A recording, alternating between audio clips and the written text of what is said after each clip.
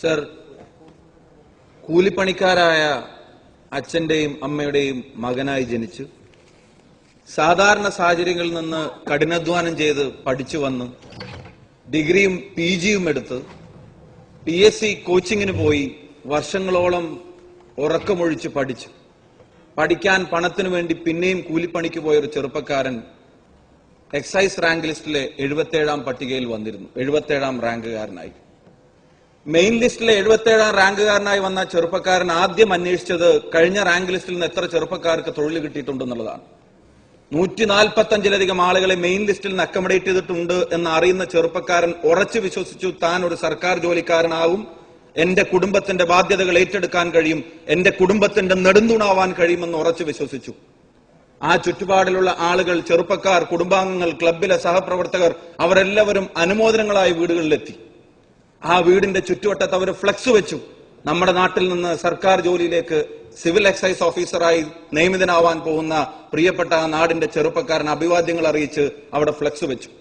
മറ്റൊരു റാങ്ക് ലിസ്റ്റും നിലവിലില്ലാഞ്ഞിട്ടും ആ റാങ്ക് ലിസ്റ്റിലെ പ്രൊമോഷന്റെ കാരണങ്ങൾ കൊണ്ട് തന്നെ സമയത്ത് പ്രൊമോഷൻ കൊടുക്കാത്തതിന്റെ പേരിൽ മാത്രം ഈ ചെറുപ്പക്കാരനുൾപ്പെടെ തൊഴിൽ നിഷേധിക്കപ്പെട്ടിരിക്കുകയാണെന്ന് ഉറപ്പായിട്ടും അറിഞ്ഞിട്ടും ഒന്നോ രണ്ടോ പേർക്കെങ്കിലും തൊഴിൽ കൂടുതൽ കിട്ടിയിരുന്നെങ്കിൽ ആ പട്ടികയിൽ ആ ചെറുപ്പക്കാരൻ വരുമായിരുന്നു എന്ന് ഉറച്ച ബോധ്യം സർക്കാരിനും ബന്ധപ്പെട്ടവർക്കും എല്ലാവർക്കും ഉണ്ടായിട്ടും ഞാൻ ആവർത്തിക്കുന്നു, വേറൊരു റാങ്ക് ലിസ്റ്റ് നിലവിലില്ലാഞ്ഞിട്ടും ആ റാങ്ക് ലിസ്റ്റിന്റെ കാലാവധിയിൽ അതിന് അവസാനം കുറിക്കണമെന്ന ചിലരുടെ പിടിവാശി മൂലം കാരക്കോണത്തെ അനുവന്ന ചെറുപ്പക്കാരൻ ഇനി ചിരിച്ചഭിനയിക്കാൻ വയ്യ മറ്റുള്ളവരുടെ മുമ്പിൽ എന്ന് പറഞ്ഞൊരു കുറിപ്പെഴുതി ആത്മഹത്യ ചെയ്തിട്ടുണ്ടെങ്കിൽ അതിനേക്കാൾ വലിയ കരണത്തടിയൊന്നും ഈ സംവിധാനത്തിന് ഈ കേരളത്തിലെ ചെറുപ്പക്കാർ ഇതിനു മുമ്പ് നൽകിയിട്ടില്ല എന്നുള്ളത് നിങ്ങൾ ഓർക്കണം.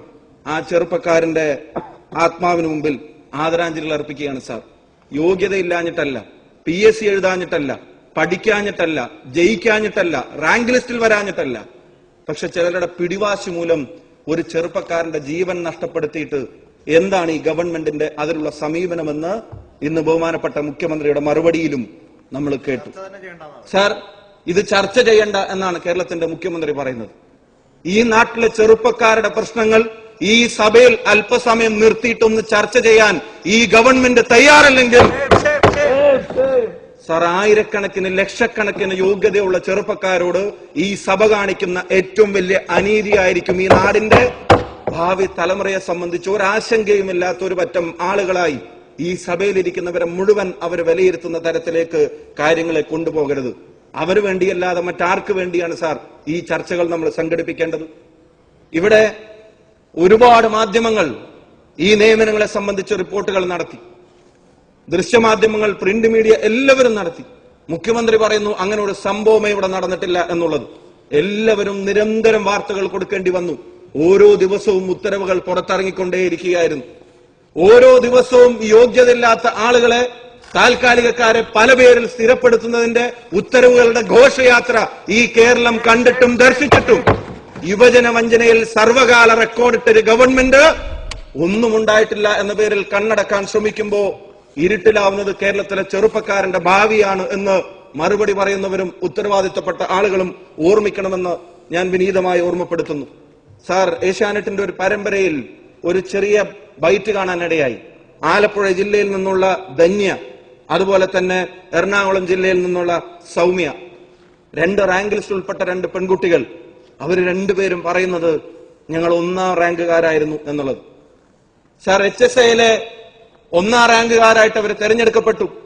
രണ്ടുപേരും ഒരു PSC പരീക്ഷയിൽ 1ാം റാങ്ക് കിട്ടുമ്പോൾ മിനിമം പ്രതീക്ഷിക്കുന്നത് ആ ജോലിയിലേക്ക് തങ്ങൾ തെരഞ്ഞെടുക്കപ്പെടുമെന്നുള്ള ഉറപ്പാണെങ്കിൽ സാങ്കേതികത്വത്തിന്റെ പേര് പറഞ്ഞ് നിയമനങ്ങൾ നടത്താതെ, സമയബന്ധിതമായി ഇടപെടാതെ, ഒഴിവുകൾ റിപ്പോർട്ട് ചെയ്യാതെ ആ ചെറുപ്പക്കാർക്ക് 1ാം റാങ്കുകാർക്ക് പോലും തൊഴിൽ കൊടുക്കാതെ അവരെ മാറ്റി നിർത്തുന്ന ഒരു ഗവൺമെന്റിന്റെ പ്രതിനിധികളാണ് ഇവിടെ ഇത്തരത്തിലൊന്നും സംഭവിച്ചിട്ടില്ല എന്ന് പറയുന്നത്. സാർ, LDC റാങ്ക് ലിസ്റ്റിലെ പാവങ്ങൾ എത്ര പേരാണ് ഈ MLA മാരെ മുഴുവൻ അവരവരുടെ ഓഫീസുകളിലും വീടുകളിലും വന്ന് കണ്ടുകൊണ്ടിരിക്കുന്നത്? എന്റെയും നിങ്ങളുടെയും ഔദാര്യത്തിന് വേണ്ടിയല്ല, അവരുടെ അവകാശത്തിന് വേണ്ടി അവർ നടത്തുന്ന പോരാട്ടം അതൊന്ന് ചർച്ചയാക്കാൻ പോലും ഈ സഭയ്ക്ക് സമയവും ഒഴിവുമില്ലെങ്കിൽ കേരളത്തിലെ ചെറുപ്പക്കാരനോട് ഇതിലും വലിയ അനീതി എന്താണ് ഈ ഗവൺമെന്റും നമ്മളും കാണിക്കുന്നത്? സാർ, LGSലെ റാങ്ക് ലിസ്റ്റുകൾ കഴിഞ്ഞ കാലങ്ങളിലെ നിയമനങ്ങളുടെ കണക്കുകൾ അവർ പുറത്തുവിടുന്നു. സാർ പോലീസ് ലിസ്റ്റിലെ ചെറുപ്പക്കാരൻ ഈ നാട്ടിലെ PSC ഉണ്ടായതിൽ വെച്ച് ഇന്നേ വരെയുള്ള മുഴുവൻ ആക്ഷേപങ്ങളും പരിശോധിക്കുമ്പോൾ കേരളത്തിലെ പബ്ലിക് സർവീസ് കമ്മീഷനെ വെറും പാർട്ടി സർവീസ് കമ്മീഷനായി അധപ്പതിപ്പിച്ച് ആ പോലീസ് റാങ്ക് ലിസ്റ്റ് മുഴുവൻ അട്ടിമറിച്ച് പരീക്ഷയിൽ ക്രമക്കേട് നടത്തി സ്വന്തം സഹപാഠിയുടെ നെഞ്ചിൽ കത്തി കുത്തിയിറക്കുന്നവനെ 1ഉം 2ഉം റാങ്കിലേക്ക് പ്രതിഷ്ഠിക്കുന്ന നാണംകെട്ട നാടകം ഈ കേരളത്തിന്റെ മണ്ണിൽ നടന്നതിന്റെ പേരിൽ കാലാവധി നഷ്ടപ്പെട്ടു പോയ ഒരു ലിസ്റ്റിലെ ചെറുപ്പക്കാരൻ തങ്ങൾക്ക് ജോലി ലഭിക്കണമെന്നുള്ള നിരന്തര ആവശ്യത്തെ പിൻകാലുകൊണ്ട് തൊഴിച്ചവർ പിൻവാതിലല്ലാതെ മുൻവാതിലുകൾ കേരളത്തിന്റെ ചെറുപ്പക്കാരന് മുമ്പിൽ തുറന്നു കൊടുത്തിട്ടില്ല എന്നുള്ളത് മുഖ്യമന്ത്രി എത്ര നിഷേധിച്ചാലും അതൊരു വസ്തുതയാണ് എന്നുള്ളത് കണക്കുകൾ പറയുന്നുണ്ട്. സാർ, ആ ചെറുപ്പക്കാർ എക്സൈസ് ലിസ്റ്റിലെ ആളുകൾ, ഡ്രൈവർ ലിസ്റ്റിലെ ആളുകൾ, ഏത് ലിസ്റ്റ് വേണമെങ്കിലും നിങ്ങൾ എടുത്ത് പരിശോധിച്ചോ. ചെറുപ്പക്കാർ കയറി ഇറങ്ങുകയാണ് ജനപ്രതിനിധികളുടെ മുമ്പിൽ. ഞങ്ങളുടെ റാങ്ക് ലിസ്റ്റിൽപ്പെട്ട കാര്യങ്ങളിൽ ഒഴിവുകളൊന്ന് റിപ്പോർട്ട് ചെയ്യണമെന്ന് പറഞ്ഞിട്ട്. സാർ, ഒരു കാര്യം ഞങ്ങൾ ഓർമ്മപ്പെടുത്തുന്നു, ആരുടെയും ഔദാര്യമല്ല അവർ ചോദിക്കുന്നത്. AKG സെന്ററിലേക്ക് നിയമനം നടത്തുന്നത് പോലെ സർക്കാർ സർവീസിലേക്ക് നിയമനം നടത്താൻ പാടില്ല എന്നാണ് അവർ പറയുന്നത്. അതിന് പാർട്ടിയുടെ കൊടിയോ നിറമോ അതല്ല മാനദണ്ഡമാവേണ്ടത്. അവന്റെ യോഗ്യതയും അവന്റെ അറിവും വിദ്യാഭ്യാസവുമാണ്. സാർ, അത് ഇവിടെ അട്ടിമറിക്കപ്പെടുകയാണ്. എന്നാൽ ഇത് 1ാം റാങ്കുകാർക്ക് ഇല്ലാത്ത ജോലി, ഈ ചെറുപ്പക്കാർക്ക് റാങ്ക് ലിസ്റ്റിൽ പട്ടികയിൽ വന്നില്ലാത്ത ആളുകൾക്കുള്ള ജോലി, അത് വേണ്ടപ്പെട്ടവർക്ക് പലർക്കും കിട്ടുന്നുണ്ട്. സാർ, കേരളത്തിലെ എല്ലാ ചെറുപ്പക്കാരുടെയും കൊച്ചാപ്പന്മാരും ചിറ്റപ്പന്മാരും ബന്ധുക്കളും മന്ത്രിമാരല്ലാത്തത് അവരുടെ കുറവാണോ? അവര് PSC പരീക്ഷ പഠിച്ചു പാസ്സായവരാണ്. സാർ, പാർട്ടി നേതാക്കന്മാരുടെ ബന്ധുക്കളാവണോ ജോലി കിട്ടണമെങ്കിൽ? സാർ, എത്ര ബന്ധു നിയമനങ്ങൾ CPM-നകത്ത് തന്നെ, പാർട്ടിക്കകത്ത് തന്നെ ചർച്ചയാവുന്ന തരത്തിൽ എത്ര ബന്ധു നിയമനങ്ങൾ ഈ ഗവൺമെന്റ് നടത്തി? സാർ, വേണ്ടപ്പെട്ടവരെ എത്രയാ നിയമിക്കുന്നത്? സാർ, നമുക്കെല്ലാവർക്കും അറിയാം, ഇവിടെ ഏറ്റവും പ്രധാനപ്പെട്ട ഒരു കാര്യം, ഈ ഗവൺമെന്റ് വന്നതിന് ശേഷം നടത്തിയ പ്രധാനപ്പെട്ട നിയമനങ്ങളിൽ ഒന്ന് നിങ്ങൾക്ക് എല്ലാവർക്കും അറിയാവുന്നത് സ്വപ്ന സുരേഷിന്റെ നിയമനമാണ്. ആളുകൾ സാധാരണ കാലിനനുസരിച്ചാണ് ചെരുപ്പിടാറുള്ളതെങ്കിൽ ചെരുപ്പിനനുസരിച്ച് കാല് മുറിക്കുന്ന രീതിയിൽ ഒരു വ്യക്തിക്ക് വേണ്ടി മുഴുവൻ നടപടിക്രമങ്ങളും അട്ടിമറിച്ച് വലിയ താല്പര്യത്തോടെ ആനയിച്ചു കൊണ്ടുവന്ന് ജോലി കൊടുക്കുമ്പോ PG പഠിച്ച അനുവിന് 1 മുഴം കയറാണെങ്കിൽ 10ാം ക്ലാസ് പാസ്സായിട്ടുണ്ടോ സംശയമുള്ള സ്വപ്ന സുരേഷിന് ചീഫ് സെക്രട്ടറിയേക്കാൾ വലിയ ആനുകൂല്യത്തോടെ ഈ ഗവൺമെന്റ് ജോലിക്കെടുത്തത് ആരുടെ കാലത്താണ് സാർ? സാർ, അങ്ങയുടെ ശമ്പളം എത്രയാണെന്ന് നമുക്കറിയാം. ബഹുമാനപ്പെട്ട മുഖ്യമന്ത്രിയുടെ ശമ്പളം എത്രയാണെന്ന് നമുക്കറിയാം. ഈ ഇരിക്കുന്ന 141 പേരോടും പറയുന്നു ഒരൊറ്റ കാര്യം, എന്റെയും നിങ്ങളുടെയും ശമ്പളത്തെക്കാൾ ഇവിടുത്തെ ഏറ്റവും പ്രധാനപ്പെട്ട ജനപ്രതിനിധികൾ ഉൾപ്പെടെയുള്ള ആളുകളെക്കാൾ അടിസ്ഥാന ശമ്പളത്തോടെയാണ് സ്വപ്ന സുരേഷിനെ ഈ ഗവൺമെന്റ് ജോലിക്ക് വെച്ചിരുന്നെന്ന് പറയുമ്പോ അനുവിന് കിട്ടാത്ത നീതി സ്വപ്ന സുരേഷിന് കൊടുക്കുമ്പോ, വേണ്ടപ്പെട്ടവർക്ക് കൊടുക്കുമ്പോ ഓർക്കുക, 1 മാസം അവരെ തീറ്റിപ്പോറ്റാൻ ഈ ഗവൺമെന്റ് ചെലവാക്കിയത് 3,18,000 രൂപയാണ് എന്നുള്ളത് നിങ്ങൾ ഓർക്കണം. അതിൽ കൺസൾട്ടൻസികൾക്കും വിഷൻ ടെക്കിനും PWC ഉൾപ്പെടെയുള്ള ആളുകൾക്കും 1.5 ലക്ഷം കൊടുക്കണം. സ്വപ്ന സുരേഷ് ശമ്പളം കൊടുക്കുമ്പോ അതിന്റെ ഒരു പകുതി പേർക്ക് കൊടുക്കണം. സാർ, GST ആയിട്ട് ഒരു 48,000 രൂപ അതിൽ നിന്ന് തിരിച്ചു കിട്ടുന്നത് ഒഴിച്ചു നിർത്തിയാൽ അത് മുഴുവൻ ഈ ഗവൺമെന്റ് ചെലവഴിക്കുന്ന ആർക്ക് വേണ്ടിയാണ്? സാർ, ഇത്തരത്തിലുള്ള കാര്യങ്ങൾ, അവസ്ഥകൾ ഇത് നിരന്തരം ആവർത്തിക്കപ്പെടുന്ന സാഹചര്യം ഉണ്ടായിട്ടും വളരെ വളരെ പ്രയാസത്തോടെ ചെറുപ്പക്കാർ അവന്റെ വേദനകൾ പറയുമ്പോ ഒരല്പസമയം അവർക്ക് വേണ്ടി നീക്കിവെക്കാൻ എന്തേ നമുക്ക് കഴിയാതെ പോകുന്നത് എന്നുള്ളത് തീർച്ചയായിട്ടും പ്രധാനപ്പെട്ട ഒരു സംഭവം തന്നെയാണ്. സാർ, അങ്ങ് പറഞ്ഞു പിൻവാതിൽ നിയമനങ്ങളെ സംബന്ധിച്ച് ഒന്നും ഉണ്ടായിട്ടില്ല എന്ന്. ലൈബ്രറി കൗൺസിലിലേക്ക് ആളുകളെ സ്ഥിരപ്പെടുത്താൻ കഴിഞ്ഞ ഇടതുപക്ഷ ഗവൺമെന്റ് ഇറക്കിയ ഉത്തരവിനെ അത് നിയമവിരുദ്ധമാണെന്ന് ചൂണ്ടിക്കാണിച്ച് അതിനുശേഷം വന്ന UDF ഗവൺമെന്റ് റദ്ദു ചെയ്തപ്പോ അവിടെ കേസുകൾ ആരംഭിച്ചു. സാർ, അതിനുശേഷം ഈ ഗവൺമെന്റ് വന്നു, ആ നിയമന ഉത്തരവുകൾ റദ്ദു ചെയ്തെന്ന് മാത്രമല്ല കഴിഞ്ഞ UDF ഗവൺമെന്റ് ലൈബ്രറി കൗൺസിലിലെ നിയമനങ്ങൾ PSCക്ക് വിട്ടു. സാർ, PSCയുടെ വിശ്വാസ്യത ഏറ്റവും സംരക്ഷിച്ചു പിടിക്കാൻ ശ്രമിക്കുന്നവരാണെന്ന് അവകാശപ്പെടുന്നവരല്ലേ? സാർ, ആ PSCക്ക് വിട്ട നിയമനങ്ങൾ വീണ്ടും ആ താൽക്കാലികക്കാരെ അവരെ സ്ഥിരപ്പെടുത്താനുള്ള നീക്കം ഈ ഗവൺമെന്റ് നടത്തി. കോടതിയിൽ കേസ് പോയി. സാർ, ഒരു വിരോധാഭാസം അന്നത്തെ ഈ കൗൺസിലിൽ നിന്ന് പിരിച്ചുവിട്ട ആളുകൾക്ക് വേണ്ടി കേസ് നടത്തിയ അഡ്വക്കേറ്റ്, ആ വക്കീലിനെ ഈ ഗവൺമെന്റ് സർക്കാരിന്റെ അഡ്വക്കേറ്റ് ജനറലായി നിയമിച്ചു.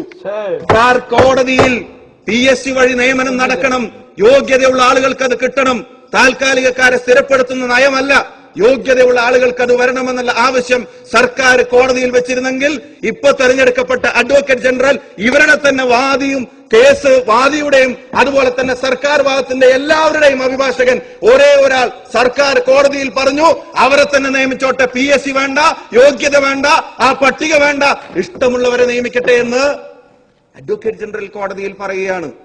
സാർ, ഇതിനെ പിൻവാതിൽ നിയമനം എന്നുള്ളതല്ലാതെ മറ്റെന്താണ് കേരളം വിളിക്കേണ്ടത് എന്നുള്ളത് കേരളത്തിന്റെ മുഖ്യമന്ത്രി മറുപടി പറയണം. ആരാണോ കേസ് ഇവർക്ക് വേണ്ടി നടത്തിയത് അവര് തന്നെ സർക്കാരിന്റെയും വക്കീലാവുക, അവര് തന്നെ കോടതിയിൽ പറയുകയാണ് വേണ്ട, PSC വഴി വേണ്ട, ഇവരെ തന്നെ സ്ഥിരപ്പെടുത്താമെന്ന്. നിങ്ങൾ ആലോചിച്ച് നോക്കണം സാർ. ഇനി ഞങ്ങൾ ഏതെങ്കിലും തരത്തിൽ ആരോപണം ഉന്നയിക്കുന്നത് മാത്രമാണോ സാർ? ഇനി ഒരു കാര്യം, ഞാൻ ഈ ഫയൽ ഞാൻ എല്ലാം വായിക്കുന്നില്ല, ഒറ്റ കാര്യം നിങ്ങളെടുത്ത് പരിശോധിക്കുക. ഒരൊറ്റ കാര്യം, ഇപ്പോ ടൂറിസം ഡിപ്പാർട്ട്മെന്റിലെ ഒരു ഫയൽ എന്റെ പക്കലുണ്ട് സാർ. അതിനകത്ത് ആളുകളെ സ്ഥിരപ്പെടുത്തുകയാണ്. 7 പേരെ PSCയുടെ നിയമന അധികാര പരിധിക്ക് അപ്പുറത്തു നിന്ന് സ്ഥിരപ്പെടുത്താൻ തീരുമാനമെടുക്കുന്നു. സാർ, ആ ഫയലിന്റെ പുറകിലേക്ക് പോകുമ്പോ ധനകാര്യ വകുപ്പ് പറയുന്നു കുറെ കാര്യങ്ങൾ പറഞ്ഞിട്ടായതിനാൽ താൽക്കാലിക ജീവനക്കാരെ സ്ഥിരപ്പെടുത്തുന്നതിനെ സംബന്ധിച്ച വിഷയത്തിൽ യോജിക്കാൻ കഴിയില്ല എന്ന് ഭരണവകുപ്പിനെ അറിയിക്കുന്നു. സാർ, നിയമവകുപ്പ് പറയുന്നു പ്രസ്തുത വിഷയം സംബന്ധിച്ച് സോ ആൻഡ് സോ പ്രകാരം ധനകാര്യ വകുപ്പ് നൽകിയ അഭിപ്രായത്തോട് യോജിക്കുന്നു. നിയമവകുപ്പ് പറയുന്നു സാർ, അവരും കൃത്യമായിട്ട് സൂചിപ്പിക്കുന്നു ഒരു തരത്തിലും ഇതിനോട് യോജിപ്പിക്കാൻ കഴിയില്ല സാർ, ചെറുപ്പക്കാരുടെ വിഷയമാണ്, അങ്ങുൾപ്പെടെ ഈ സഭയിൽ അവതരിപ്പിച്ച കാര്യങ്ങളാണ്, ഞാൻ വിഷയത്തിന് പുറത്ത് ഒന്നും പറയുന്നില്ല സാർ. അവസാനം ക്യാബിനറ്റിന്റെ മുന്നിൽ തീരുമാനമെടുക്കേണ്ട വിഷയമെന്നുള്ള പേരിൽ വരുന്നത് നിയമവകുപ്പിന്റെയും അഭിപ്രായങ്ങൾ മറികടന്ന് വിനോദസഞ്ചാര വകുപ്പിന് കീഴിലുള്ള PSC മുഖേന നിയമം നടത്താത്തത്, ധനകാര്യ വകുപ്പിന്റെയും ഉദ്യോഗസ്ഥ പരിഷ്കാര വകുപ്പിന്റെയും നിയമവകുപ്പിന്റെയും അഭിപ്രായങ്ങൾ മറികടന്ന് വിനോദസഞ്ചാര വകുപ്പിന് കീഴിലുള്ള PSC മുഖേന നിയമനം നടത്താത്തതും നിലവിൽ ഒഴിവുള്ള ലാസ്റ്റ് തസ്തികകളിൽ അവരെ നിയമിക്കാവോ എന്നാണ് ചോദ്യം. 3 വകുപ്പുകളുടെ എതിർപ്പിനെ മറികടന്ന് നിയമിക്കാവോ എന്ന് ചോദിക്കുമ്പോ ക്യാബിനറ്റ് തീരുമാനിക്കുന്നത് ആരെതിർത്താലും ശരി അവരെ സ്ഥിരപ്പെടുത്തിയ എന്നുള്ള ഉത്തരവ് ഗവൺമെന്റ് ഇതുപോലെ ഇറക്കുകയാണ് സാർ. ഏത് ഡിപ്പാർട്ട്മെന്റിലും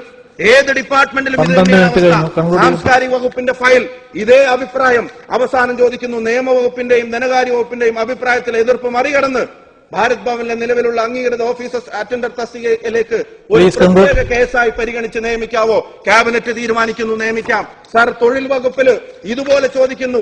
അവസാനത്തെ സ്റ്റേറ്റ്മെന്റ് പോയിന്റ് ഓഫ് ഡിസിഷൻ ഇവർക്കിങ്ങനെ ഈ വകുപ്പുകളുടെ ഈ എതിർപ്പിന് മറികടന്ന് നിയമിക്കാവോ? ഡിപ്പാർട്ട്മെന്റ്, സർക്കാർ, ക്യാബിനറ്റ് പറയുന്നു നിയമിക്കാം. സാർ, കിലയിലെ 10 പേരെ നിയമിച്ചു, താൽക്കാലിക്കാരെ സ്ഥിരപ്പെടുത്തി. അവിടുന്ന് മുഴുവൻ ആളുകളും പറയുന്നു സാർ, ലെക്ചർ തസ്തികയിലുള്ള ഒരാൾക്ക് PhD വേണമെന്ന് കിലയുടെ ബൈലോ പറയുമ്പോ അതുപോലും ഇല്ലാത്ത ആളുകളെ സ്ഥിരനിയമനം നൽകി നിയമിച്ച് ഉത്തരവിറക്കിയിട്ട് നിയമനം നടത്തിയിട്ടില്ല എന്ന് പറയുന്ന സാർ, കെൽട്രോണിൽ 1ഉം 2ഉം പേരെയല്ല, PSCയിൽ ചെറുപ്പക്കാർ ആയിരക്കണക്കിന് 10,000കണക്കിന് അവൻ പഠിച്ചു പാസ്സായ ജോലിക്ക് വേണ്ടി കാത്തു നിൽക്കുമ്പോഴാണ് 296 പേരുടെ ലിസ്റ്റ് കെൽട്രോണിന്റെ പേരിൽ ഇവിടെ സ്ഥിര നിയമനത്തിനായി ഗവൺമെന്റ് പരിഗണിച്ചത്. സാർ, സ്കോൾ കേരളയില് വിദ്യാഭ്യാസ വകുപ്പ് മന്ത്രി ഇവിടെ ഇരിക്കുന്നുണ്ട്. ഇടത് അധ്യാപക സംഘടനകളുടെ രൂക്ഷമായ എതിർപ്പുണ്ടായിട്ട് പോലും പാർട്ടി തീരുമാനത്തിൽ അതിനെ മറികടന്നിട്ട് സ്കോൾ കേരളയിൽ നിരവധി നിയമനങ്ങൾ വഴിവിട്ട് നടത്തിയതിന്റെ രേഖകൾ മുഴുവൻ ഇന്ന് കേരളത്തിലെ ജനങ്ങളുടെ മുമ്പിൽ ലഭ്യമാവുകയാണ്. വിദ്യാഭ്യാസ വകുപ്പിന്റെ എതിർപ്പുകൾ, മന്ത്രിയുടെ എതിർപ്പുകൾ അതുപോലും കാറ്റിൽ പറത്തി യോഗ്യതയില്ലാത്ത ആളുകളെ കൊണ്ട് ഈ നിയമനം നടത്തിക്കുന്ന അവസ്ഥ. സാർ, സാർ, ഡ്രൈവർമാരുടെ അവസ്ഥ. സാർ, താൽക്കാലിക നിയമനങ്ങൾ നേടിയവരുടെ നോക്കി അവരെ സ്ഥിരപ്പെടുത്തുന്നതിന്റെ വിഭജന വിരുദ്ധതയുടെ ഘോഷയാത്രയും സർവകാല റെക്കോർഡുമാണ് ഈ ഗവൺമെന്റ് ഇവിടെ നടപ്പിലാക്കിക്കൊണ്ടിരിക്കുന്നത്. സാർ, 100 ദിനം കൊണ്ട് ഞങ്ങൾ തൊഴിൽ കൊടുത്തു എന്ന് പറയുന്ന ലിസ്റ്റ്, ആ ലിസ്റ്റിൽ പറയുന്ന കാര്യങ്ങളിൽ പോലും സർക്കാരിന്റെ അവകാശവാദങ്ങളിൽ പോലും ആകെ നിയമനം എന്ന് സർക്കാർ പറയുന്നത് 12,566 ദിനം കൊണ്ട് കൊടുത്തു എന്ന് പറയുന്നത്. ആ കൊടുത്തതിൽ 12,350 പേരെയും താൽക്കാലികക്കാരായി നിയമിച്ചിട്ട് നിങ്ങൾ PSCക്ക് വേണ്ടി നടത്തുന്ന പ്രസംഗം അത് ആര് വിശ്വസിക്കാനാണ് സാർ? സർവകലാശാലകൾ, ഞാനും നിങ്ങളും ഉൾക്കൊള്ളുന്ന ഇവിടുത്തെ പ്രതിനിധികൾ, നമ്മൾ സമരം ചെയ്തിട്ടുള്ളവരാണ്, പ്രക്ഷോഭം സംഘടിപ്പിച്ചിട്ടുള്ളവരാണ്. 116 അധ്യാപകരെ ഞാൻ അവസാനിപ്പിക്കുന്നു. 116 അധ്യാപകരെ കാലിക്കറ്റ് സർവകലാശാലയിൽ സിൻഡിക്കേറ്റിന് മുമ്പിൽ ഫയൽ പോലും വരാതെ നിയമിക്കാൻ തീരുമാനമെടുക്കുമ്പോൾ സാർ, മുഴുവൻ ബാക്ക്ലോഗുകളും അവിടെ പിന്നോക്കക്കാർക്കുള്ളത് ഭിന്നശേഷിക്കാർക്കുള്ളത് പോലും അട്ടിമറിച്ചിട്ട് സിൻഡിക്കേറ്റിന് മുമ്പിൽ ഫയൽ വരാതെ നിയമിക്കുകയാണ്. സാർ, അനധ്യാപക ജീവനക്കാരുടെ നിയമനം PSCക്ക് വിട്ടിട്ട് അവിടെ 10-60 പേരെ അനധ്യാപക നിയമനം PSCക്ക് വിട്ടിട്ടും അത് അംഗീകരിക്കാതെ അവിടെ ആളുകളെ സർവകലാശാലകളിൽ പോയി അവിടെ ആളുകളെ നിയമിക്കാൻ തീരുമാനമെടുക്കുക. സാർ, ഹൈക്കോടതി അത് റദ്ദ് ചെയ്യുന്ന സാഹചര്യം. സാർ, താൽക്കാലിക ജീവനക്കാരുടെ എണ്ണം പത്രങ്ങളിൽ വന്നു. മനോരമയിൽ പറയുന്നു 1.17 ലക്ഷം വിവരാവകാശ പ്രകാരം. താൽക്കാലിക നിയമനം PSCയുടെ ഇരട്ടി. സർക്കാർ നിയന്ത്രിത സ്ഥാപനങ്ങളിലേക്ക് കൂട്ടിയാൽ 2.5 ലക്ഷത്തിലധികം എന്നുള്ളത് ഇവിടുത്തെ പത്രമാധ്യമങ്ങൾ പറയുന്നു. സാർ, റാങ്ക് ലിസ്റ്റുകളുടെ കാലാവധി മറ്റൊരു റാങ്ക് ലിസ്റ്റ് നിലവിലില്ലാത്തപ്പോ അവസാനിപ്പിക്കാതെ അത് വെച്ച് നീട്ടിക്കൊണ്ടുപോകുന്ന ആളുകൾ, അതിന് പകരം മറ്റൊരു റാങ്ക് ലിസ്റ്റ് നിലവിലില്ലെന്നാണ്. റാങ്ക് ലിസ്റ്റുകൾ, ഞാൻ അവസാനിപ്പിക്കുന്നു, കൺക്ലൂഡ് ചെയ്യുന്നു. റാങ്ക് ലിസ്റ്റുകൾ അതിനെ അവസാനിപ്പിച്ച് റാങ്ക് ലിസ്റ്റുകളുടെ ശവപ്പറമ്പായി കേരളത്തെ മാറ്റിയിട്ട് അവിടെയൊക്കെ താൽക്കാലികക്കാരെ തിരികെ കയറ്റാനുള്ള ശ്രമങ്ങൾ ഈ കേരളത്തിന്റെ മണ്ണിൽ നടന്നുകൊണ്ടിരിക്കുമ്പോ ഒരൊറ്റ കാര്യം ഞങ്ങൾ ഓർമ്മിപ്പിക്കുന്നു. ഇവിടെ ന്യായീകരണ ക്യാപ്സൂളുകൾ വിഴുങ്ങുകയും വിതരണം ചെയ്യുകയും എന്നതിനപ്പുറത്തേക്ക് എന്തെങ്കിലും ഉത്തരവാദിത്വം ഇവിടുത്തെ ഇടത് യുവജന സംഘടനകൾക്കുണ്ടെങ്കിൽ ഈ ചെറുപ്പക്കാർക്ക് വേണ്ടി ഒരു മൗന പ്രാർത്ഥനയെങ്കിലും നടത്തണമെന്ന് അവരോട് പറയാൻ ഞങ്ങൾ ആഗ്രഹിക്കുകയാണ്. സാർ, ഞാൻ കൺക്ലൂഡ് ചെയ്യുന്നു. മുഖ്യമന്ത്രി നേരത്തെ പറഞ്ഞ കരണത്തടി, കഴിഞ്ഞ ലോക്സഭാ തിരഞ്ഞെടുപ്പിൽ 19 തവണ കരണത്തടി വാങ്ങിയതൊന്നും ആരും മറന്നിട്ടുണ്ടാകില്ല എന്ന് ഞങ്ങൾ കരുതുന്നു. ഇതിലും വലിയ അടി വരാനിരിക്കുന്നുണ്ട്. അത് കേരളത്തിലെ യുവജനങ്ങളുടെയാണ്. അവരുടെ യോഗ്യതയെ, അവരുടെ കഠിനാധ്വാനത്തെ, അവരുടെ വിദ്യാഭ്യാസത്തെ, അവരുടെ കഷ്ടപ്പാടിനെ, അവരുടെ പ്രയാസങ്ങളെ അവഗണിച്ച് ഒരുമിച്ചവർക്ക് സർക്കാരിന്റെ തൊഴിൽ തീരെഴുതി കൊടുക്കുന്നവരുടെ അവർക്കെതിരായിട്ടുള്ള പ്രതികരണം അധികം വൈകാതെ മതിയും. അതിനുവേണ്ടി കാത്തിരിക്കണം എന്ന് പറയുന്നു. ഈ കാര്യം സഭ നിർത്തിവെച്ച് ചർച്ച ചെയ്യണമെന്ന് ശക്തമായി ആവശ്യപ്പെടുന്നു. സാർ.